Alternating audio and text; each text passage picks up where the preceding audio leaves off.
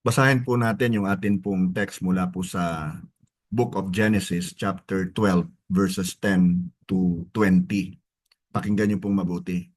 At that time, a severe famine struck the land of Canaan, forcing Abram to go down to Egypt, where he lived as a foreigner.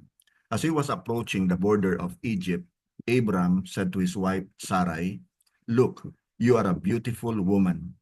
When the Egyptians see you, they will say, 'This is his wife. Let's kill him, then we can have her.' So please tell them you are my sister. Then they will spare my life and treat me well because of their interest in you." And sure enough, when Abram arrived in Egypt, everyone noticed Sarai's beauty. When the palace officials saw her, they sang her praises to Pharaoh, their king, and Sarai was taken into his palace. Then Pharaoh gave Abram many gifts because of her: sheep, goats, cattle, male and female donkeys, and male and female servants, and camels. But the Lord sent terrible plagues upon Pharaoh and his household because of Sarai, Abram's wife. So Pharaoh summoned Abram and accused him sharply. "What have you done to me?" he demanded. "Why didn't you tell me she was your wife? Why did you say she is my sister and allow me to take her as my wife? Now then, here is your wife. Take her and get out of here." Pharaoh ordered some of his men to escort them, and he sent Abram out of the country, along with his wife and all his possessions. Natitsa ko po na isa ito sa pinakamalungkot na pangyayari sa buhay po ni Abraham. Nagdesisyon siya na nagbunga po ng matinding kaguluhan, hindi lamang para sa kanyang buhay, kundi maging sa buhay ng ibang tao. Ayon po sa ating text, isinama ni Abraham ang kanyang asawang si Sarai sa Egypt dahil sa matinding tagutom sa Kanaan. Masasabi pong tila tama at reasonable ang kanyang desisyon. Pero alam po ninyo, naging malaking problema po ito. Alam natin na tinawag siya ng Diyos para manirahan sa Kanaan, ngunit iniwan niya ito. And Abraham went down to Egypt, and it was an act of disobedience. Now, kapatid kaibigan, tandaan mo itong mabuti. Gaano man ka-reasonable o gaano man ka-logical sa palagay mo ang iyong decision, still, stepping outside of God's will is an act of disobedience. Sa Bible, ang Egypt ay laging lumalarawan sa sanlibutan. Kaya spiritually speaking, si Abram ay bumabalik sa gawain ng sanlibutan. Nakakalungkot pong isipin na hanggang sa ngayon marami pong Kristiyano ang bumabalik sa mundo ng kasalanan, kahit na sila'y pinagpapala na ng Diyos.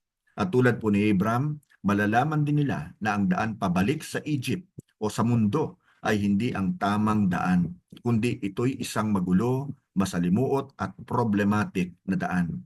So sa gabi pong ito, pag-aaralan po natin ang insidenteng ito sa buhay ni Abraham at alamin natin ang ilang katotohanan tungkol po sa daan pababa sa Egypt. Ang title po ng ating pag-aaralan sa gabing ito ay pinamagatan ko pong Going Down to Egypt. Now, always remember po ito. Number one, going to Egypt is always a downward road. Pababa po yan. Actually, inilarawan po ni Prophet Amos ang Egypt na isang mababang lugar. Ito po ang dahilan kung bakit sinabi po sa verse 10 that Abram went down to Egypt. Ganon din naman pag ang isang believer ay nagsimulang lumakad o mamuhay pabalik sa gawain ng sanlibutan, it will always bring that believer down. Tingnan po natin si Abram nang magsimula siyang maglakbay pababa sa Egypt. Una po, Abram is led down from the land of promise. Ang Canaan o ang lupang pangako ay represented po yung God's best para kay Abraham. Kung nais niyang ma-experience ang the best, yung pinakamainam na may bibigay ng Diyos sa kanya, Canaan po yung lugar kung saan dapat siyang naninirahan. Ngunit bumaba siya at nagpunta po sa Egypt. Isang decision na nagbunsod sa kanya na iwan ang lugar kung saan siya pinagpapala na ng Diyos at pinagtatagumpay ng Diyos. So it was indeed a downward road. You see, hindi niya makikita at mararanasan ang God's best para sa kanya sa Egypt. Victory at blessings can never be found in the land of bondage. Tanging sa Kanaan lamang po masusumpungan ni Abram ang best provisions ng Lord para sa kanya.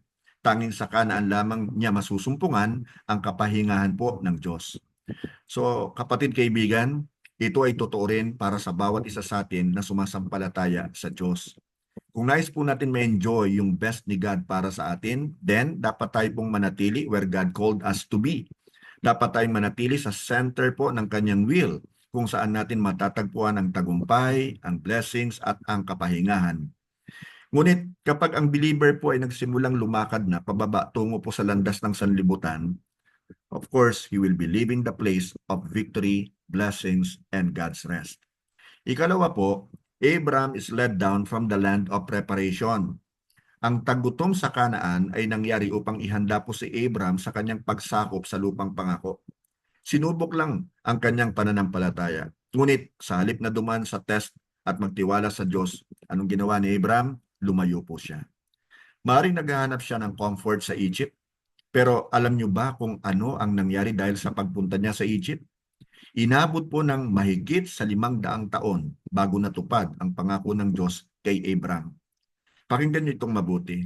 Na-fulfill po ang pangako, ngunit hindi po sa panahon ni Abraham. Sa kanyang paghanap ng comfort sa Egypt, Abraham lost the privilege of enjoying the fulfillment of God's promise to him. So, kapatid, kaibigan, hindi maibibigay ng sanlibutan ang comfort na hinahanap natin sa panahon ng pagsubok. Pagdating ng pagsubok, huwag kang lumayo. Harapin mo ito nang may pagtitiwala sa iyong puso. Because you see, ang pagsubok na kinakaharap mo sa buhay ay designed para ihanda ka sa fulfillment ng pangako ng Diyos para sa iyong buhay. Alam po natin ang pinakamagandang plano ng Diyos sa lahat ng believers ay dalhin po tayo sa kanyang eternal kingdom. Ang bawat pong pagsubok ay designed para ihanda ang believer for that eternity with our Lord Jesus Christ. Kaya please don't run away from the test. Don't ever run to the world for comfort. Sa halip po, magpasakop po tayo at magtiwala tayo sa Diyos because the testing of your faith is preparing you for future glory. Now, listen carefully po.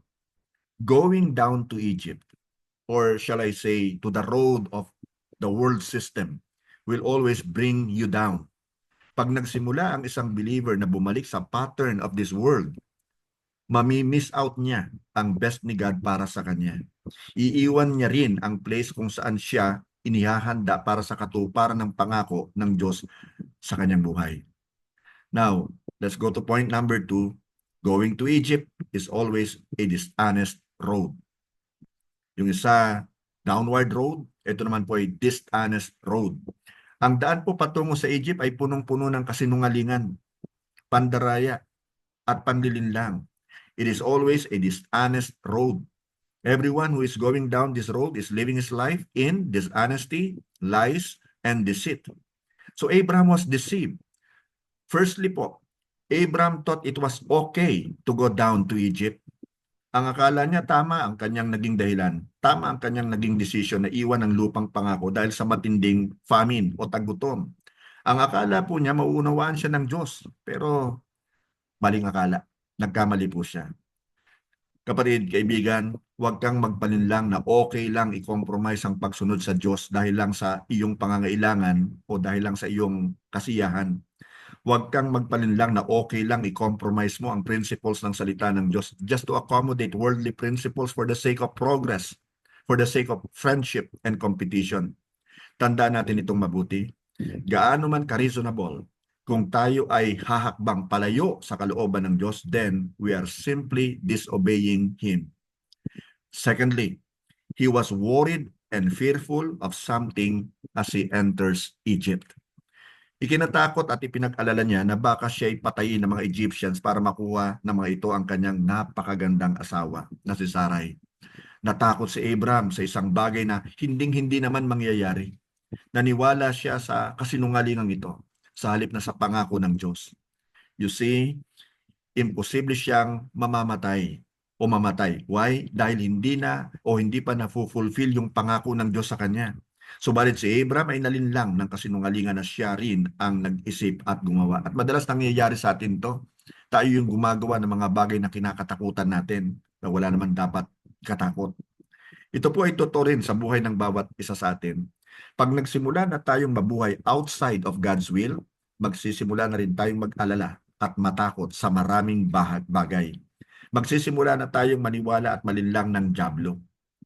Magsisimula na tayong paniwala ng ating circumstances, paniwala ng ating feelings, ng higit pa sa mga pangako ng Diyos na tinanggap natin at na-enjoy. So ganito po ang kapanganib, ang daan ng sanlibutan sa buhay ng bawat isa po sa atin. So beware. Ikatlo po, he invented lies and lived these lies. Nag-imbento na po si Abraham ng kasinungalingan at kanya po itong ipinamuhay. Dahil nalinlang ng kanyang sariling takot, nakipagsabuatan na po si Abraham sa kanyang asawang si Sarai. Sinabi nila sa mga Egyptians na sila'y magkapatid.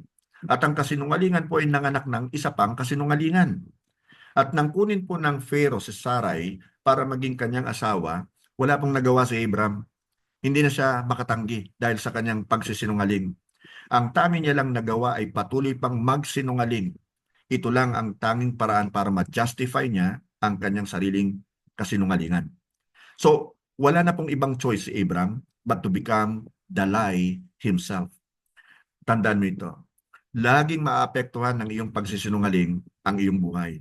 Because you see, lie begets lie. Pag ang isang believer po ay nagsimulang lumakad, going down to Egypt or going down to the world system, that believer is going to live his life in lies and deceit. He will be in a position of being deceived. Pagkatapos, magsisinungaling na siya sa ibang tao. Magsisinungaling na siya sa Diyos. Magsisinungaling na rin siya sa kanyang sarili. At ang worst, bibigyan niya ng katwiran ng kanyang sarili with more lies. Tunay nga po na ang daan ng mundo is a dishonest road. Kaya dapat maging determinado po tayo bilang mga Kristiyano na huwag tahakin ang daang ito. Now, let's go to point number 3. Going to Egypt is always what? A disastrous road. First, it can destroy your testimony. Sa Egypt, nasira ang testimony ni Abraham. Kung nanatili lamang sana siya sa Kanaan, ang lugar kung saan nais ng Diyos na siya'y manirahan, hindi sana nadungisan ang kanyang testimony. Nabasa po natin na pinaalis siya ng hari sa Egypt. Abraham was kicked out from Egypt. So kapatid, kapag ganito rin actually ang mangyayari sa atin, pag nasira ang testimony po natin, magiging masama ang tingin maging ng mga unbelievers sa atin. Secondly, it can cause others to fall. Kung hindi po nakialam ang Diyos sa situation ni Abraham, tuluyan na sana siyang naging asawa, tunay na sanang naging asawa ng Pharaoh, si Sarai. And they could have fallen into sexual sin. Ang pagpunta po ni Abraham sa Egypt ay nagdulot ng maraming problema. Hindi lang po sa kanyang buhay, kundi maging sa kanyang kapwa. Ang totoo po, kapag ang isang Christian ay bumalik sa sanlibutan, nagiging dahilan ito ng pagbagsak ng iba o paglayo ng iba sa Diyos. Pag ang believer ay nag-backslide at bumalik sa dati, nagiging dahilan siya ng pagkatisod ng iba. Now, thirdly, it can damage your worship life. So sa Egypt, walang altar po na ginawa si Abraham. Remember po, kung saan mapunta si Abraham, kung saan siya tumigil, gumagawa po siya ng altar. Hindi siya nag-alay ng handog. Hindi siya nagtaas ng panalangin. Wala po siyang worship life sa Egypt. Yan din po mangyayari kapag bumigay tayo sa passion o pagnanasa at takbo po ng sanlibutan ito. This means na mawawala ang passion natin kay God. Mawawala ang apoy at kasigasigan na dati-dati taglay po natin sa ating relasyon sa Diyos. Mawawala ang kagalakan natin sa pag-worship pag ang buhay natin ay umaayon na po sa takbo ng sanlibutan. So tandaan po natin mabuti, going down to Egypt is always what? A downward road. It is always a dishonest road, and it is always a disastrous road. Tayo po'y manalangin. Ama naming Diyos na buhay at makapangyarihan sa lahat, maraming salamat po sa itinuro ng iyong banal na Espiritu sa amin sa gabi pong ito. Patuloy niyo po kaming bigyan ng karunungan na makaiwas po at lumayo sa daan pababa sa Egypt o sa sanlibutan. Tulungan niyo po kaming piliin ang daan paakyat po sa Kanaan, sa Promised Land, o lugar kung saan po gusto mo kaming manatili sa iyong piling, sa sentro ng iyong kalooban. Lugar kung saan may enjoy at may experience po namin ng tagumpay at pagpapala mo, ang inyong kapayapaan at kapahingahan. So Father God, sa pagdating po ng mga pagsubok, turuan niyo po kaming magtiwala sa iyo. Na ikaw ang mag-iingat sa amin, na ikaw ang magsusupply ng aming mga pangangailangan maging sa panahon ng matitinding tagutom at pagsubok. Ito po ang aming samot dalangin sa iyo sa matamis na pangalan ng aming Panginoong Jesucristo. Amen and amen and amen. Glory to God.